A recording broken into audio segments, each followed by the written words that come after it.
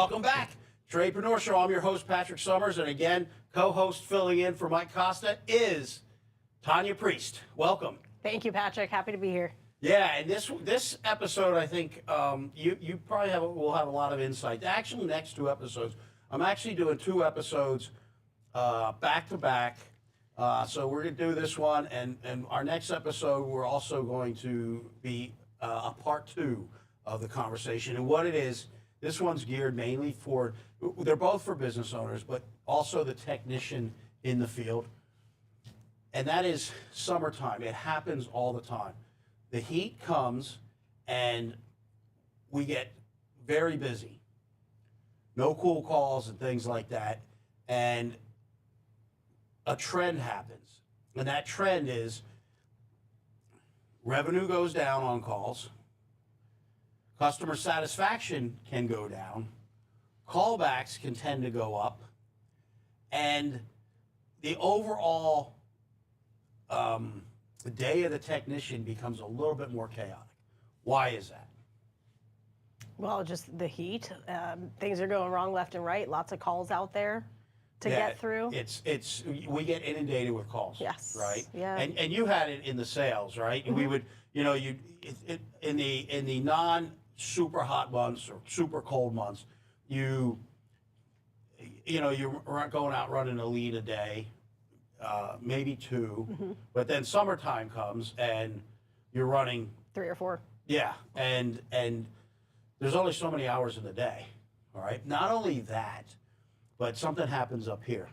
We always talk mindset. It comes down to mindset. What happens as well. So, what I really want to talk about are some of the key things that you can make sure your technicians do or don't do. And you as a technician, some of the things that you directly impact. And the first and foremost is, I just heard this recently. I just went through some training with Weldon Long, and he had interviewed Deion Sanders. And I had also listened to Deion Sanders on a podcast. Ed Milet had him interviewed, and he said the same thing. And it's so fitting for technicians. It's fitting for life, but it's really fitting for technicians.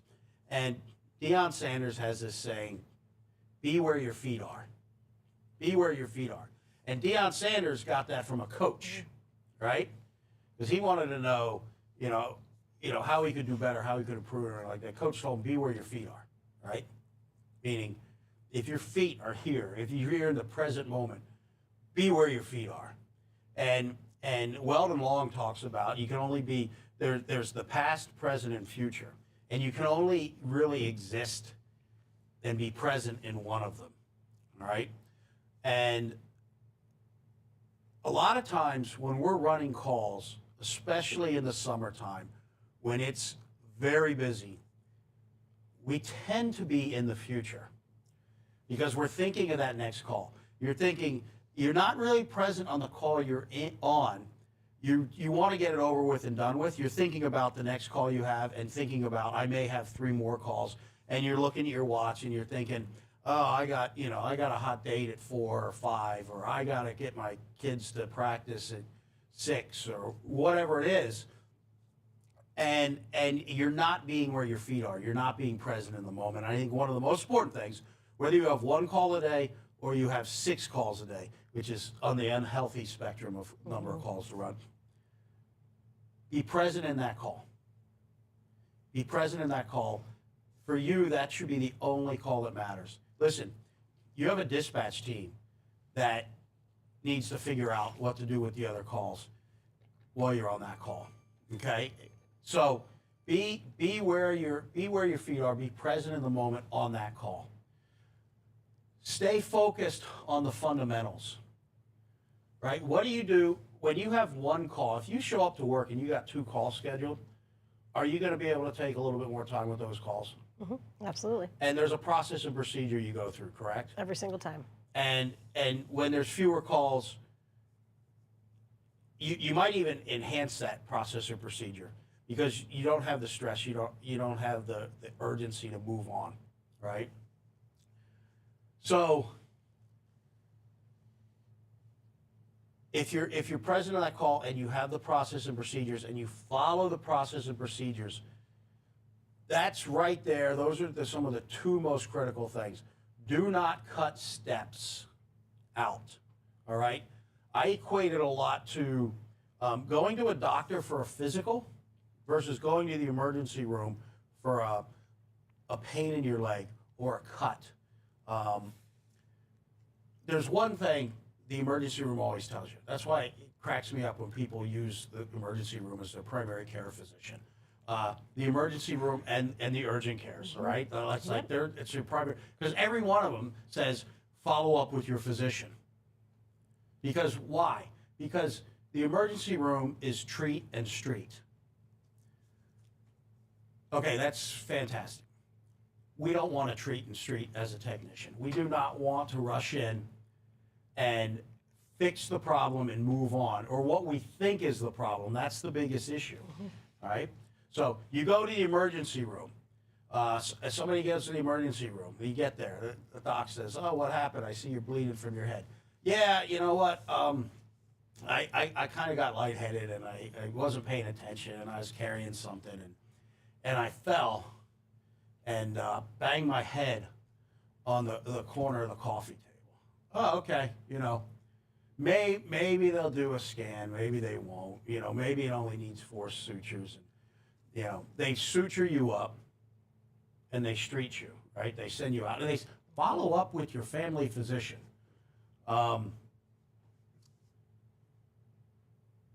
Well, that individual goes home and dies in their sleep. See, how many times as a technician do we go into the home? The AC is not working. It's 100 degrees out. Or if you're in the desert, it's 120, right? You walk out to the condenser. The fan's not spinning. You check the capacitor. Oh, the capacitor obviously is disformed. The capacitor is no good. You put it in, the fan starts right up. So the fan must still be good. You charge your diagnostic or trip fee, whatever you charge for the repair, and you go. And you're patting yourself on the back because you've been in and out in 45 minutes. You're a super tech. And then guess what? You get called back to that call the end of the day or the next day, or somebody else does, maybe your competition. Why? Condenser fan motor stopped working. The compressor's out on internal overload. You name it. Could be something totally different than the condenser. Could be something happening up with the indoor unit, whether it's in the attic, basement, or crawl space, or garage, or indoor utility closet, or any one of the many places you could find the indoor unit. Right? So you got a call back. Why? Because you treated them and streeted them. You saw the obvious cut to the head. You saw the obvious capacitor. And you patted yourself on the chest. You were like the King Kong of HVAC diagnostic skills. You fixed it, and these people are now cooling. And guess what? They stopped cooling. And now it's 115 degrees out. And yeah, that's true. In the desert, it's 115. Maybe you're in one of these milder climates. It's only 92, but it's like 130% humidity, right?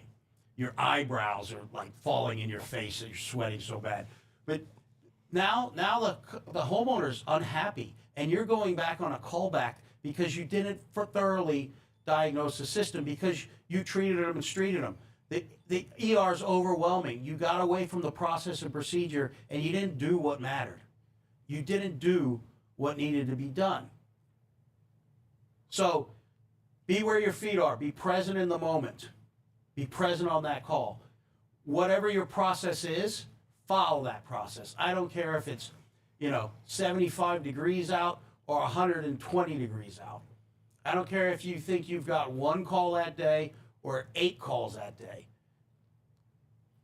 That only call that matters is the call you're on. Now, I know if you're a technician, you're sitting there and you're listening, or maybe you're cranking a wrench at this time, whatever, but driving to your next call, and you're saying, yeah, Tradepreneur, Patrick, fat guy, that's fantastic. But the reality is, I've been called 3 times by dispatch telling me, hey, I need you to finish up. How long are you going to be? I need you to move on. Well, guess what? That's what episode 2 is for, because that can't happen.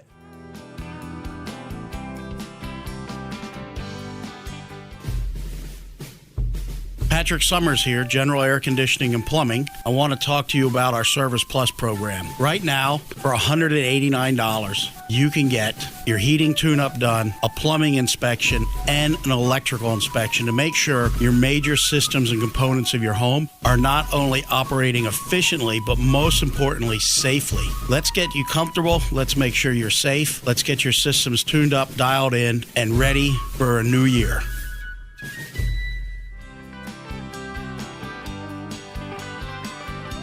So this has to be an internal, external operation that takes place. So we're going to address that because that is a reality of what happens. We know it. You need to stand your ground and be where your feet are and follow the process and procedure. You need to find and thoroughly diagnose the system. You need to present the options to the homeowner. You need to let the homeowner decide. You need to be the advocate, just like you would whether that was your only call of the day or it was one of many. So follow a system, follow a checklist. I don't care how many calls you've ran. I'm safe to say, I feel confident I can say, I know I fly a lot, travel a lot for business. And I get on the plane, I can board early, so I get on the plane, I'm sitting there. Almost every time I look out and I can see the pilot in his little vest walking around the plane, right? And sometimes it happens before we even board. Sometimes I can see it from the window in the terminal. And that pilot, now he may have just flown that plane and landed 40 minutes ago. It may be his first time on that plane that day. But this pilot flies every single day. It's his job. It's his career. But he's doing a checklist. He's doing a pre-flight checklist. He is not deviating from that pre-flight checklist. Why? Because that's what makes sure he hits all the steps. No matter how many times he's done it, he hits all the steps. It's his checklist. Now, I don't know about you, but if the pilot got on and said, hey, welcome aboard, it's a beautiful day for flying, we're going to be leaving the gate a little bit early because I opted out of doing the checklist. I feel pretty good, we're all right, you know? So, welcome aboard. I don't know about you, Tanya, how would you feel? You're a nervous wreck when you fly anyways. I hate flying. You start, you've traveled with some of the team before, and we've gone on different trainings and things like that, and I feel bad for whoever sits next to you because you're usually like, and there's a little bump and you're like, what do? You're like, ah! Yeah, Jesus Christ, Crocky. So, anyways, you're not going to want to fly. So, same thing. Like, the homeowner is hoping you're a professional and has a process and procedure, and you're not going to deviate from it. So, is it as simple as be where your feet are and only focus on that call in the moment and follow the process and procedure? It is that simple. Now, the other step is, of course, the office, the pressure from the office and dispatch to move you on. Now, of course, if you're a smaller operation, if you're one guy running a truck, building your business, or there's only a few of you, it gets a little bit more difficult. But guess what? Here's the other thing. It's okay to say no. Just say no to the right things. And we'll get into that a little bit on the next call. But listen, if you do not follow the process, you're going to have callbacks because you're going to miss things. Customers are not going to be happy with you, and they're not going to be happy with the company. And I don't know how your company treats callbacks and how it could impact you and your income level. You're also not going to make as much money. And guess what? The customer needs the options. What are the options? You should be giving 3 options on every single call you run. I don't care if it's a maintenance or it's a service call. I don't care if it's the most beautiful day in the world and who needs heat or air conditioning. I don't care if if it's like a life or death situation, and by God, you better get me cooling or heating, it does not matter. Follow the process. Present the options, 3 options. Every call, 3 options. Good, better, best, must, should, could, ABC. You know, I don't care if you go backwards in the alphabet. I don't care if you call them 3, 2, 1. Just present 3 options, because there's always options. Customers love options. Customers deserve options. Do not get there and find the one issue and tell them that's a problem and fix it, because it's always more than that, right? Now, they may opt to only fix the obvious. That's fantastic.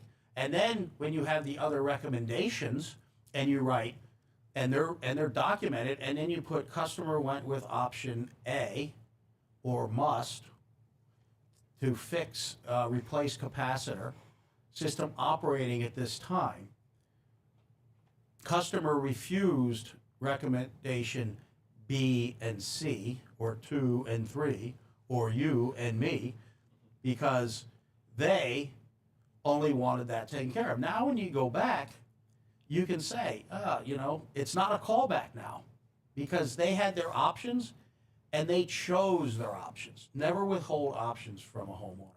Tanya, I know you've been sitting over there listening to me just go, but you've been in the field as a salesperson. What can you add to this as far as advice, and how to make sure you maximize what you're doing on that call for maximize revenue, maximize customer satisfaction, and reduce callbacks and issues like that? Yeah, I mean, a lot to what you're saying is, you know, it's really important that we are taking our time and we're looking at all the different scenarios, because you know, the capacitor, for instance, that you were talking about. Did anybody check the electrical panel? Is there something going on with the electrical? Is there something going on with the disconnect box? And then, you know, the clients have us come out there. They're spending the time with us. They want us to look through everything and just make sure that they're safe in all ways. So getting up in that attic, looking at the furnace, not just the condenser, and being there for, you know, just that. Just an example, I know that we're breakers. We've gone out, we charged diagnostic, and all we did was do the breaker, but we didn't look at the system, we didn't look at everything. When you're there, you have that opportunity with your client. Okay, good. I'm glad you said we're breakers. I was like, what are we breaking? Breakers. I know. Yeah. I know. Yeah, it's as simple as that. See, there's no magic number. Now, I will tell you, I've been on a rooftop at 2 in the morning. A headache so severe because my blood sugar is so low. All I want to do is get that customer handled and go home or go to the next call. I get it. I know what it's like. But this is where it's a 2-part approach. You as the technician has to do the right thing and follow the process and procedure. And then, of course, the company does as well. Dispatch has to as well. And again, one of the most powerful words is no, when used appropriately in the right scenario. And I can speak from experience as a technician. There's been times I've gone out on a call, and I get out on a call, and it is my 5th call of the day, and it's only like 2 o'clock, and they're just running us hard. And it's a commercial unit where there's a tenant present, and that should not be a same day no cool call, right? That's an internal fix that has to happen.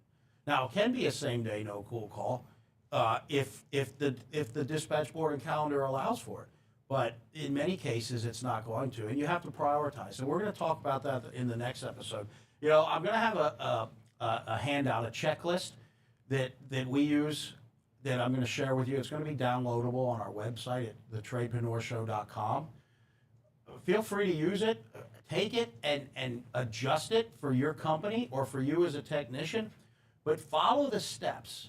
Don't deviate from the steps. You know, these episodes, they're not real long. I can't go into all the great details that I'd like to. I could sit and talk for hours on this stuff.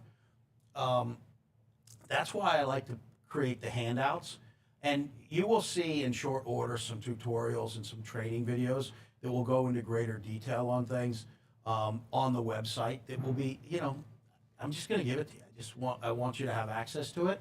I really appreciate you tuning into the Tradepreneur Show. This is going to wrap up another episode of the Tradepreneur Show. Second, with my guest co-host, Tanya Priest, Comfort Air Extraordinaire.